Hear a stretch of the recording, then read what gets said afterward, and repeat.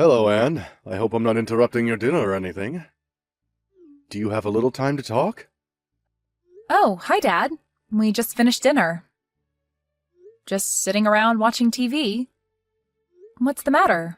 Can I help you with something? I hope it's nothing serious. No, nothing like that. I just wanted to know what you're doing tomorrow. You and David are going to be home, aren't you? It's Friday, and I thought maybe you guys might be home. Yeah, David's back for a meeting at the head office on Monday, so he's returned today to spend the weekend together. As you know, he's assigned to the East Coast office until that project gets off the ground, so he wanted to relax at home for a change. He's scheduled back east on Tuesday. I sort of wanted to see my son, too. Would it be a bother if I stopped in tomorrow? I know you want to spend time with him, but just for a little while, perhaps? Do you plan to come alone? I just want to know because I would need to prepare lunch. Yeah, that's thoughtful of you. Thank you. And you know, David hates it when his mother gets too possessive and starts doting over him. She tends to do that. To be honest, David called me and made me a promise not to tell her that he was returning. Right. We were just talking about that, as a matter of fact. He also made me swear not to mention a word about his return. Yes, well, I had to lie to her. I told her I was seeing an old friend who happened to be in town, and that I was driving over to have lunch with him. I sort of feel bad lying to her, but I really have no choice. Actually, I'm really seeing this friend, so it's not if I'm really lying. You know what I mean? Oh, okay. That's way better. I'll talk to David later so we can get our stories straight, just in case. Yeah, thanks. Better to be on the safe side just in case. Okay, so tomorrow I plan to meet up with my friend in the morning, and then I will head over. Is 1 p.m. or so alright with you guys? Yeah, no problem. I'll have lunch ready for you. I bet you're excited to see your son. Yes, certainly am. Okay, Anne. See you tomorrow.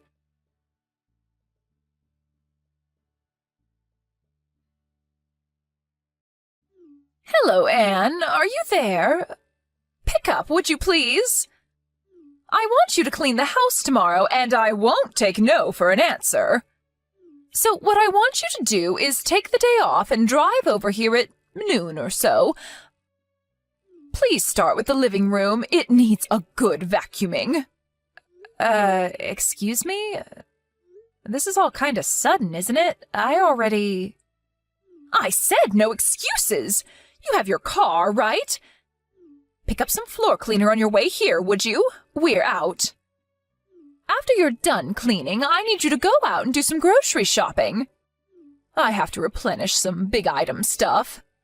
Case of bottled water and a case of canned soup.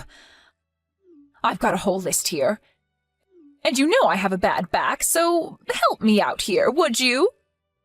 I'm sorry, but I just can't make it tomorrow. I already made an important appointment. I really can't change it. What did I just say? I said I will not take no for an answer. Besides, what's more important than helping out your husband's mother when she's in trouble? You better get your priorities straight, Anne. Well, my priority tomorrow is that I have an important schedule that I cannot change no matter what. I'm afraid you're going to have to take that no for an answer. End of story. But I'm willing to help you out on another day, but as for tomorrow, it's not going to happen. I'm really sorry about that. I'm just asking you to do a little cleaning and shopping for me, for Pete's sake. That's the least you can do for your mother. Mother? Where do you think I live? You're at least an hour and a half drive away. I can't just pop over there and do the cleaning and shopping and pop back home again. It would take the entire day. Am I hearing you right? What's an hour and a half drive anyway? That's nothing. You know what people call women like you. They call people like you foot draggers. A lazy bum is what you are. I just cannot understand why David even married you. How can you act this way towards your mother-in-law? No matter what you say, Mother, I'm not changing my schedule, and that's that. No further discussion required. Goodbye.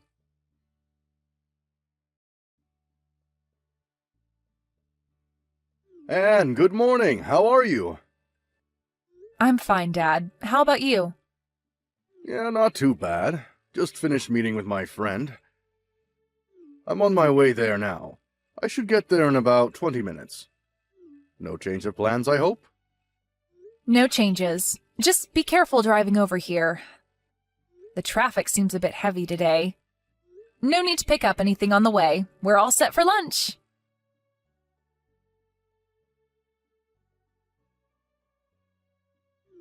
Anne, where the hell are you? I thought you would be cleaning the living room about now. I always knew you were lazy, but I didn't realize you were this much of a good-for-nothing slacker. I waited all morning for you. I never thought you would defy me so blatantly. There are consequences for your insubordinate attitude. You do realize that, I hope. The living room still needs vacuuming, and you still have to pick up all those items at the grocery store. The store's not going to be open all night. I want this done today. This is the job of the daughter-in-law. You must get over here right this minute and get to work. I want you here in 30 minutes, no ifs, ands, or buts about it. You hear me, Anne? There will be consequences if you disobey me. As punishment for defying me and not showing up as I asked, you are going to have to prepare dinner tonight, too.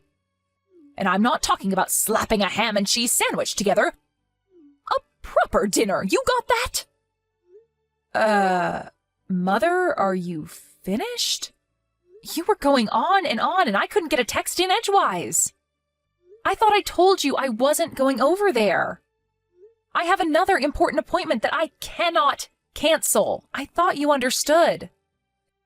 And I thought I told you to give your mother-in-law priority above all others, didn't I? I said my answer was no. And I wanted no further discussion about it. What is so hard to understand about that? You really are one cheeky woman, Anne. And to think that my dear son, my precious David, married you, what was he thinking? You're just a deadbeat wife, you know what, Anne? I want you to divorce my son and disappear from our family forever. That's what I want from you. Mom, I would refrain from such name-calling if I were you. It's not as if we're simply talking face-to-face. All this is recorded and saved. Name-calling, huh? I'm being kind. I have worse things I want to call you, but I'm holding back. Besides, what I'm doing is providing discipline to a disobedient daughter-in-law. That's what I'm doing. I may name-call on occasion, but it's for your own good. Okay, whatever, but I should tell you that your husband is furious. My husband? What are you talking about? He's not even here today. He's off meeting some old friend that's in town.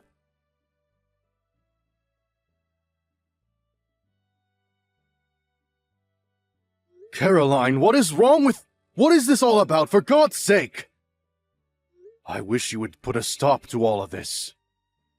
Why do you have to treat Anne so horribly? What did she ever do to you? Is that you, Robert? What is this? Why are you texting me? I'm over here at Anne and David's place right now.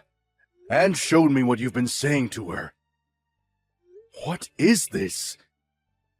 A lazy, deadbeat wife? Really? How could you say such things to Anne? What? You're at David's place now? Why? David came back for a few days. Apparently, he has a meeting at the office on Monday. He wanted to spend time with Anne over the weekend. I heard he was here, so on my way back from meeting my friend, I stopped in to say hello. Pardon me, David is back? He's home now? Why didn't anybody tell me? What's going on here? This is the first I'm hearing of this. Yeah, of course you haven't. I kept it from you. I didn't want you to know. If only you had told me, I would have gone with you today. How could you not tell me, Robert? If I had known, I could have gone over there and provided Anne with the discipline that she needs to become a better housewife. Why didn't you tell me, Robert? You want to know why I didn't tell you, dear? That's because David asked me not to tell you. Huh? David asked you not to tell me? How can that be? Why would he do a thing like that? You really don't get it, do you, Caroline? Don't you see what you're doing? Get what? What are you talking about? What do I not get, Robert? It's the fact that David is keeping his distance from you. He's avoiding having to deal with you. Keeping his distance? Did he say that? That he wants to avoid dealing with me, but why? I don't believe you, Robert. Why would my dear son want to avoid me, his own mother? I brought him up. I adored and doted on him since he was just a baby. I devoted my life to my son. How could such dedication and love not get through to him? How could he not feel the love I feel toward him? That's exactly what he finds intolerable. That fanatical devotion you have towards him. But is it really love? Isn't it just arrogance? A form of narcissism? I really wish you would wake up and smell the coffee. How dare you say that to me, Robert? How about you? What have you done? Tell me, Robert, as a father, what have you done for David that was so great? Did you shower him with love like I have all these years? As David's father, I think I've done what's necessary. I know that I'm always here for him when he needs me, and I would do anything for him if asked. Pardon me, that's all? That you're there for him? I could say the same. Well, let me give you 2 examples of what I mean. The first example is David introduced me to his best friend, an old classmate of his from college. Excuse me, his best friend? What's that have to do with anything? It has everything to do with it, Caroline. His best friend, Daniel. You know Daniel, right? Wait, Daniel? Are you talking about that Daniel? He's that parentless boy, that orphan, that Daniel? I told him not to associate with him. He is not of our caliber. That's the one. You do remember him, don't you? How could he be David's best friend? You must be mistaken. You know that people like that, kids who grow up without parents, don't amount to much. Well, that Daniel that you so abhor, he's currently the CEO of a major corporation. A corporation that generates over $1 billion a year. No, that can't be. Not that orphan. He graduated from a top university all on his own. Finished at the top of his class right after he graduated. He started his own company, and in no time, built it to what it is today. When David first met him, he told me that I knew Daniel would go far. That he'd succeed beyond anyone's wildest dreams. And he was right. Unlike you, David has a good eye for people. He knew Daniel would make a name for himself someday. He had no doubt in his mind. That Daniel? That parentless young man? He runs $1 billion company. He's the CEO of this company? Are you serious? And the second example. This concerns Anne, David's wife and your daughter-in-law. David introduced me to her 2 years before they even got married. He told me that he was in love with her and was seriously thinking about marrying her. He introduced Anne to you 2 years before they got married? That's right. At the time, he told me he was going to introduce you to Annie right before getting married. As I recall, it was like 2 or 3 months before, wasn't it? He was sure you'd kick up a fuss and would totally reject the marriage outright. Is that why he rejected that nice woman that I was going to introduce to him back then? It was because he was already going out with Anne? He was already planning to marry her? Is that what you're saying? That's exactly what I'm saying. And who was this woman you were going to introduce him to anyways? You know her too. It's Sandy. From when he was in high school. You remember her. Wait a second, Caroline. That's Sandy? Are you out of your mind?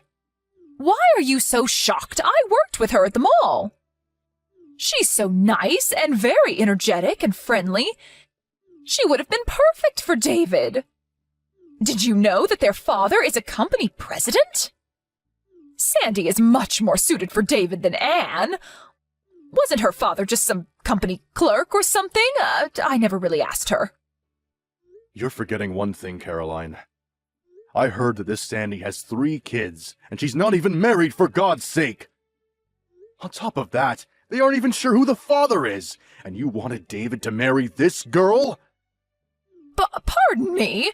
Where did you hear that? Not only does she have 3 kids, she's been divorced twice. I heard that her parents are so fed up that they're not even talking anymore. Is that true? You're not making that up, are you? I had no idea Sandy had... Everybody knows everybody around the area. Where have you been? I'm surprised one of your lady friends weren't gossiping about it. Your discriminatory views are apparent, Caroline. You only look at things superficially. How could you say that? Are you saying that I'm prejudiced? That was not my intention. I'm so glad that David has an eye for people. He knows good people when he sees them. If we had left it up to you to decide who David should marry, I'm sure he would have suffered the consequences. I'm glad he defied you and made his own decisions. His life would have been very different. I thought only of his happiness. I thought it was best for him, that's all. We really got off track, haven't we? I suspected that you probably had ill will towards Anne and probably call her a name or two. But this? Are you serious, Caroline? How could you call her such despicable names? Like I was saying, this was merely part of disciplining her. She'll never be a good housewife if she's not taught proper manners. A lazy deadbeat wife is going a little too far, isn't it? You come off as a hateful bully is all. David is standing right here next to me. He's in total agreement. You've gone too far, Caroline. No, this can't be. David wouldn't feel that way toward me. I'm going to head home pretty soon. You will be home, I hope? We need to sit down and talk, Caroline. We need to discuss our future. Discuss our future? What are you talking about? 10 years ago, I was forced to accept defeat because of your reaction. Your total hysteria. But this time, I've had it. There are just too many complications involved this time. I cannot ignore it any longer. Unlike 10 years ago, my mind is set. There is no one who is going to change my mind. You can become enraged all you want. Become hysterical all you want. My decision is final. Huh? What do you mean, final? Are you serious, Robert?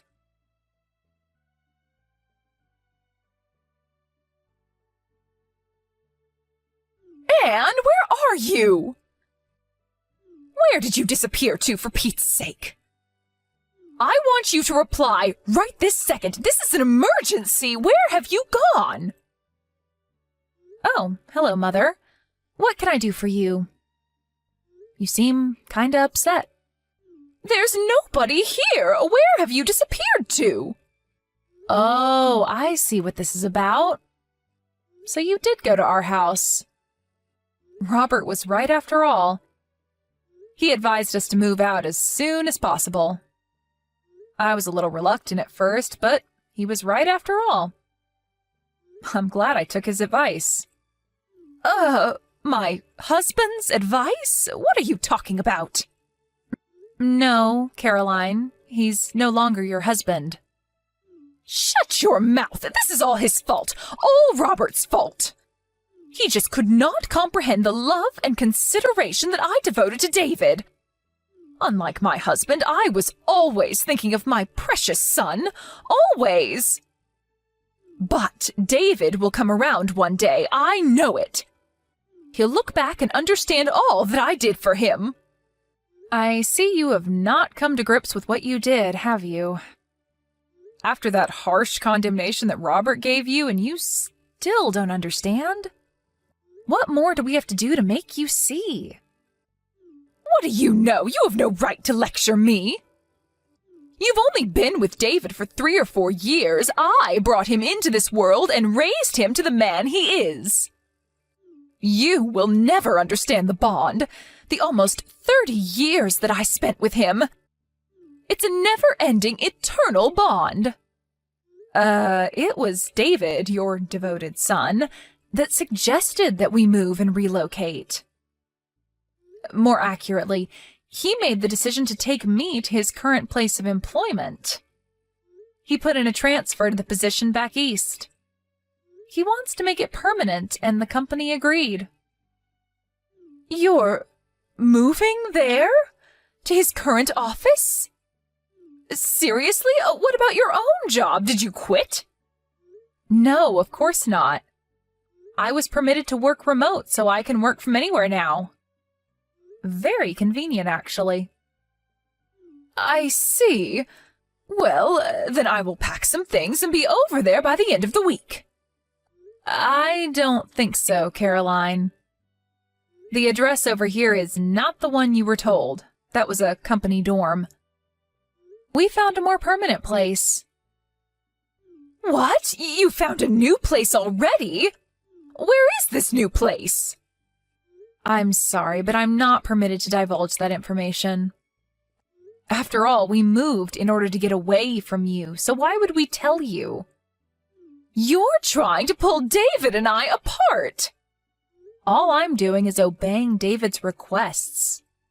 As his wife, I have to obey his every command, right? Isn't that what you always told me? I can't believe that. David would never do that. You're hiding it from me. David will tell me, I'm sure of it. Okay, whatever. Think how you like. I really don't care if you believe me or not, to be honest. But if you continue to disregard David's feelings, if you continue to deny reality, I'm afraid you'll never see your son again. Pardon me? Not see my son? Not see my David ever again? There is nothing further for me to say to you, so maybe we can cut it short. What do you say? Goodbye.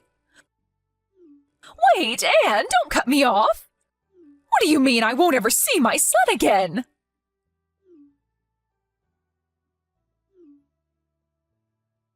Don't you dare cut me off, Anne! You'll regret this, Anne!